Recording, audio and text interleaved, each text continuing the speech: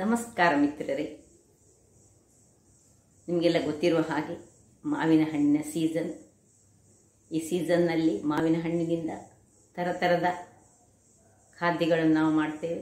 Already ನಾನು ಕೆಲವು ನನ್ನ ಚಾನಲಲ್ಲಿ ತೋರಿಸಿದ್ದೇನೆ.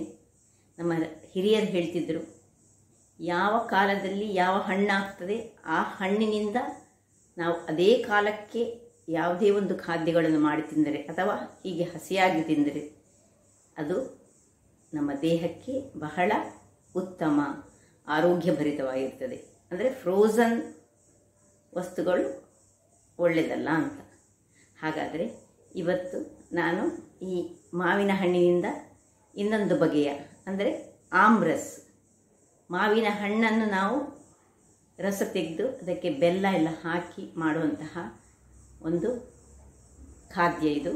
ಇದನ್ನು ನಾವು ಮುಳುಗಿಸಿ ಯಾವುದಾದ್ರೂ ತಿನ್ಬೋದು, ಚಪಾತಿ ಒಟ್ಟಿಗೆ ತಿನ್ಬೋದು, ನೀರು ದೋಸೆ ಒಟ್ಟಿಗೆ ತಿನ್ಬೋದು, ಅಥವಾ ನಾವು ಪೂರಿ ಮತ್ತು ಆಮ್ರಸ್ ಅದಕ್ಕೊಂದು ಕಾಂಬಿನೇಷನ್ ಬಹಳ ಒಳ್ಳೆಯದು. ಹಾಗಿರುವಾಗ ಅದನ್ನು ಹೇಗೆ ಮಾಡುವುದು ಎಂದು ನೋಡೋಣ ಅಲ್ಲವೇ?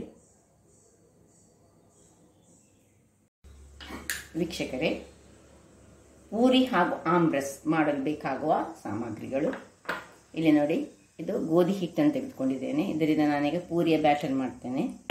ಸ್ವಲ್ಪ ಬೆಲ್ಲ, ಇದು ಆಮ್ರಸ್ ಮಾಡಲಿಕ್ಕೆ ಬೇಕಾದದ್ದು. ಬೆಲ್ಲ, ಸ್ವಲ್ಪ ಹಾಲು, ಹೆಚ್ಚು ಹಾಲು ಬೇಕಂತಿಲ್ಲ.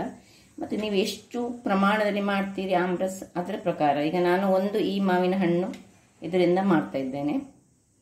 ನಾನು ಇಟ್ಟದ್ದು ಮಾತ್ರ ನೋಡಿ. ಇದು ಒಳ್ಳೆ ಜಾತಿಯ ಹಣ್ಣು, ಇದು ಕಾಟು ಜಾತಿಯ ಹಣ್ಣು. ಇದರಲ್ಲಿ ಸಹ ಮಾಡಲಿಕ್ಕೆ ಆಗ್ತದೆ, ಯಾವುದರಲ್ಲಿ ಸಹ ನೀವು ಮಾಡ್ಬೋದು. ಮತ್ತು 2 ಏಲಕ್ಕಿ. ಇದು ಕಲಸಲಿಕ್ಕೆ ಬಿಸಿ ನೀರನ್ನು ಇಟ್ಕೊಂಡಿದ್ದೇನೆ. ಮತ್ತು ಸ್ವಲ್ಪ ನಮಗೆ ತುಪ್ಪ ಅಥವಾ ಎಣ್ಣೆ ಬೇಕಾಗ್ತದೆ ಈ ಪೂರಿಯನ್ನು ಮಾಡಲಿಕ್ಕೆ. ಹಾಗಾದರೆ ಮೊದಲು ನಾವು ಪೂರಿಯನ್ನು ಕಲಸಿಕೊಳ್ಳೋಣ. ಸ್ವಲ್ಪ ಉಪ್ಪನ್ನು ರುಚಿಗೆ ತಕ್ಕಷ್ಟು ಉಪ್ಪು ಹಾಕೊಳ್ಳೋಣ. ಇನ್ನು ಹಿಟ್ಟನ್ನು ಹಾಕ್ಕೊಂಡು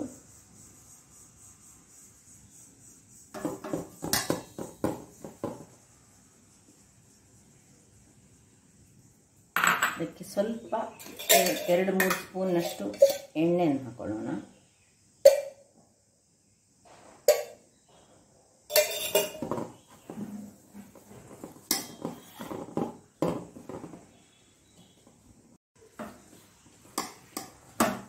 ಈಗ ಇದಕ್ಕೆ ಬಿಸಿಯಾದ ನೀರನ್ನು ಹಾಕ್ಕೊಂಡು ಇದನ್ನು ಪೂರಿಯ ಹದಕ್ಕೆ ಕಲಸು. ಹೆಚ್ಚು ಹಾಕ್ಕೊಳ್ಬಾರ್ದು. ನಾವು ಪೂರಿಯ ಹದಕ್ಕೆ ನಾನು ಕಲಸಿ ರೆಡಿ ಮಾಡ್ತೇನೆ. ಈಗ ಇದಕ್ಕೆ ಹೀಗೆ ಆಗುವಾಗ ನೋಡಿ, ಇಷ್ಟಾಗುವಾಗ ಸ್ವಲ್ಪ ಜೀರವನ್ನು ಹಾಕೊಳ್ಳೋಣ. ಪೂರಿಗೆ ಯಾವತ್ತು ಸ್ವಲ್ಪ ಜೀರ ಬೇಕಾಗ್ತದೆ.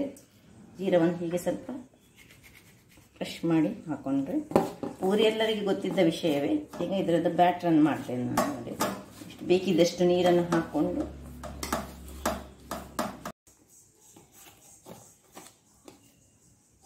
ಪೂರಿಯದ ಬ್ಯಾಟ್ರ್ ಮಾಡಲಿಕ್ಕೆ ಎಲ್ಲರಿಗೂ ಗೊತ್ತಿದ್ದ ವಿಷಯವೇ ನೋಡಿ. ಬಿಸಿ ನೀರಿನಲ್ಲಿ ಮಾಡಿದರೆ ಆಯಿತು, ಅಥವಾ ಸ್ವಲ್ಪ ಹಾಲಿನಲ್ಲಿ ಕೆಲವರು ಮಾಡ್ತಾರೆ. ಕೆಲವರು ಎಣ್ಣೆಯ ಬದಲು ತುಪ್ಪ ಹಾಕ್ಕೊಳ್ತಾರೆ. ಯಾವ ಸಹ ಆಗ್ತದೆ. ಹೀಗೆ ಒಳ್ಳೆ ಇದರಲ್ಲಿರೋದು, ಇದನ್ನು ಚೆನ್ನಾಗಿ ನಾದಿಕೊಳ್ಳುವುದು. ಇದಕ್ಕೆ ಸ್ವಲ್ಪ ಈಗ ನಾನು ಎಣ್ಣೆಯನ್ನು ಮೇಲೆ ತಾಗಿಸಿಕೊಂಡು ಒಂದು ಟಿಫಿನ್ ಬಾಕ್ಸ್ನಲ್ಲಿ ಇಟ್ಟು ಸ್ವಲ್ಪ ಇದರ ಮೇಲೆ ಎಣ್ಣೆಯನ್ನು ಹಾಕಿ ಒಂದು ಅರ್ಧ ಗಂಟೆ ಬಿಡ್ತೇನೆ. ಅಷ್ಟೊತ್ತಿಗೆ ನಾನು ಆಮ್ರಸ್ ರೆಡಿ ಮಾಡ್ತೇನೆ. ಮುಚ್ಚಳ ಮುಚ್ಚಿ ಇಡೋಣ. ಮಿತ್ರರೇ, ಈಗ ಈ ಮಾವಿನ ಹಣ್ಣನ್ನು ನೋಡಿ ಹೀಗೆ ಕಟ್ ಮಾಡಿಕೊಳ್ಳೋಣ. ಎಷ್ಟು ನಮಗೆ ಬೇಕು ಅಷ್ಟು ನೋಡಿ. ಇದು ಒಳ್ಳೆ ಜಾತಿಯ ಮಾವಿನ ಹಣ್ಣು. ಬೇಕಿದ್ರೆ ಕಾಟು ಜಾತಿಯ ಮಾವಿನ ಹಣ್ಣನ್ನು ಸಹ ಇದಕ್ಕೆ ಸ್ವಲ್ಪ ಬೇಕಿದ್ರೆ ಸೇರಿಸ್ಕೊಳ್ಬೋದು, ಏನು ತೊಂದರೆ ಇಲ್ಲ. ಇದರಲ್ಲಿ ಸಹ ಆಗ್ತದೆ.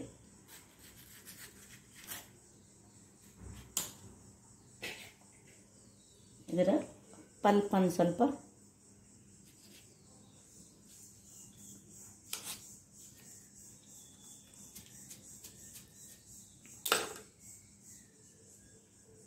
ನೋಡಿ ಹೀಗೆ ಪೀಸಸ್ಗಳನ್ನು ಹಾಕಿ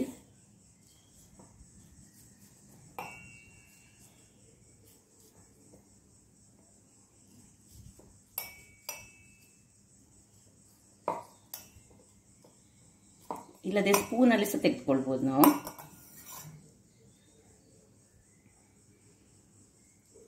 ನೋಡಿ ಇದು ಕಾಟ್ ಮಾವಿನ ಹಣ್ಣು ಸಹ ನೋಡಿ ಬೇಕಿದ್ದರೆ ಹೀಗೆ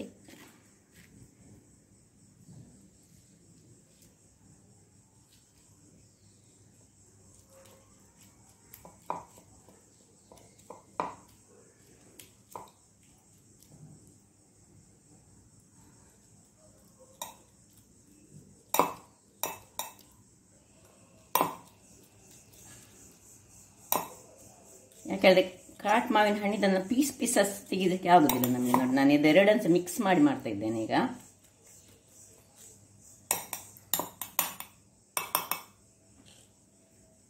ಇದಾದರೆ ಒಳ್ಳೆ ಮಾವಿನ ಹಣ್ಣು. ಇದರದಾದರೆ ಹೀಗೆ ಪೀಸಸ್ ನಾವು ತೆಗಿಲಿಕ್ಕೆ ಆಗ್ತದೆ.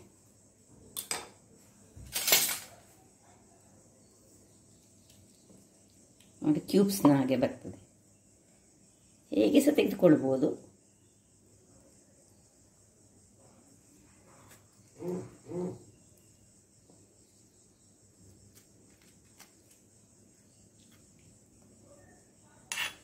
ನಾನೀಗ ಇಬ್ಬರಿಗೆ ಮಾಡ್ತಾ ಇರುವ ಕಾರಣ ಸ್ವಲ್ಪ ಮಾಡ್ತಾ ಇದ್ದೇನೆ.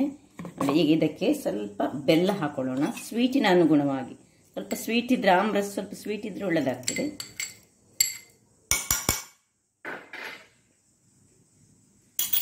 ಸ್ವಲ್ಪ ಹಾಲು ಹಾಕಿ ಒಂದು 1/4 ಲೋಟದಷ್ಟು ಸಾಕು ಹಾಲು ಹಾಕಿ ಇದನ್ನೀಗ ಗ್ರೈಂಡ್ ಮಾಡ್ತಾ ಇರ್ತೇನೆ ನಾನು. ನೋಡಿ ಮಿತ್ರರೇ, ನೋಡಿ ಆಮ್ರಸ್ ಗ್ರೈಂಡ್ ಆಗಿ ರೆಡಿಯಾಗಿದೆ. ಈಗ ಇದಕ್ಕೆ ಏಲಕ್ಕಿಯನ್ನು ನಾವು ಹಾಕೊಳ್ಳಿಕ್ಕುಂಟು. ನೀವು ಬೇಕಿದ್ರೆ ಏಲಕ್ಕಿಯನ್ನು ಮೊದಲೇ ನಾವು ಗ್ರೈಂಡ್ ಮಾಡುವಾಗಲೇ ಹಾಕ್ಕೊಳ್ಬೋದು, ಅಥವಾ ನಂತರ ಈ ಏಲಕ್ಕಿ ಪುಡಿಯನ್ನು ಹಾಕೊಂಡ್ರೆ ಒಳ್ಳೆದಾಗ್ತದೆ.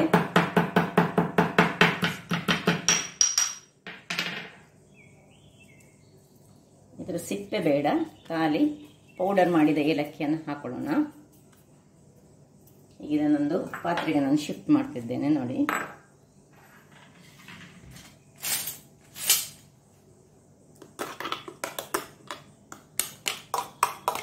ಆಮ್ರಸ್ ರೆಡಿಯಾಗಿದೆ. ಇನ್ನು ಇದನ್ನು ಪೂರಿಯೊಟ್ಟಿಗೆ ಸರ್ವ್ ಮಾಡಲಿಕ್ಕೆ ನಾನೀಗ ನಿಮಗೆ 2-4 ಪೂರಿ ಮಾಡಿ ತೋರಿಸ್ತೇನೆ. ಬಹಳ ರುಚಿಕರವಾಗ್ತದೆ. ನೋಡಿ ಮಿತ್ರರೇ, ನೋಡಿ ನಮ್ಮ ಪೂರಿಯ ಬ್ಯಾಟರ್ ಅರ್ಧ ಗಂಟೆ ಮೊದಲು ಮಾಡಿಟ್ಟದ್ದು ರೆಡಿ ಉಂಟು. ಈಗ ನಾವು ಯಾವತ್ತು ಪೂರಿ ಮಾಡುವಾಗ ಇದಕ್ಕೆ ಈ ಪುನಃ ಗೋಧಿ ಹಿಡಿಯನ್ನು ನಾವು ಯೂಸ್ ಮಾಡಬಾರ್ದು, ಯಾಕಂದರೆ ಎಣ್ಣೆ ಪೂರ ಹಾಳಾಗ್ತದೆ. ನೋಡಿ ಅದಕ್ಕೆ ನಾವು ಸ್ವಲ್ಪ ಆಯಿಲಲ್ಲಿ ನಾವು ಇದನ್ನು ಮಿಕ್ಸ್ ಮಾಡಿಕೊಂಡು ಇಟ್ಟುಕೊಂಡಿರಬೇಕು. ಈಗ ಸಣ್ಣ ಸಣ್ಣದಾದ ಉಂಡೆಗಳಾಗಿ ಮಾಡಿಟ್ಟುಕೊಳ್ಳೋಣ.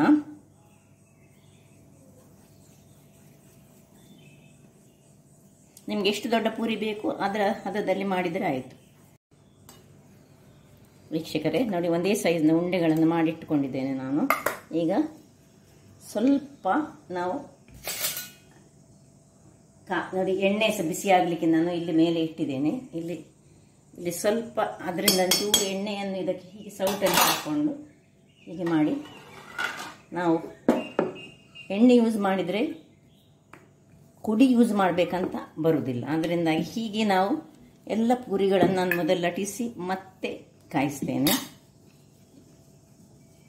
ವೀಕ್ಷಕರೇ, ಎಲ್ಲ ಪೂರಿ ಎಲ್ಲ ನಾನು ಇದನ್ನು ಲಟಿಸಿ ಇಟ್ಟುಕೊಂಡಿದ್ದೇನೆ. ಈಗ ನೋಡಿ ಎಣ್ಣೆ ಬಿಸಿಯಾಗಿದೆ, ಎಣ್ಣೆ ನೋಡಿ ಕಾದಿದೆ.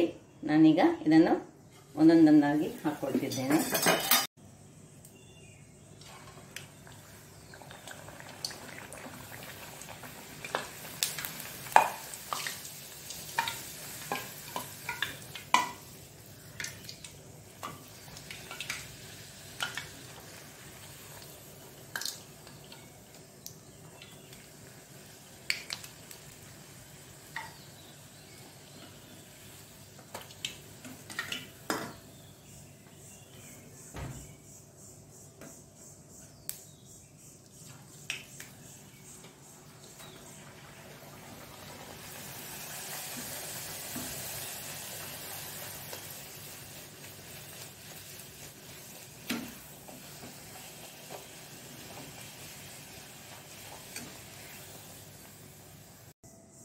ವೀಕ್ಷಕರೇ, ಎಲ್ಲ ಪೂರಿ ರೆಡಿಯಾಗಿದೆ ನೋಡಿ.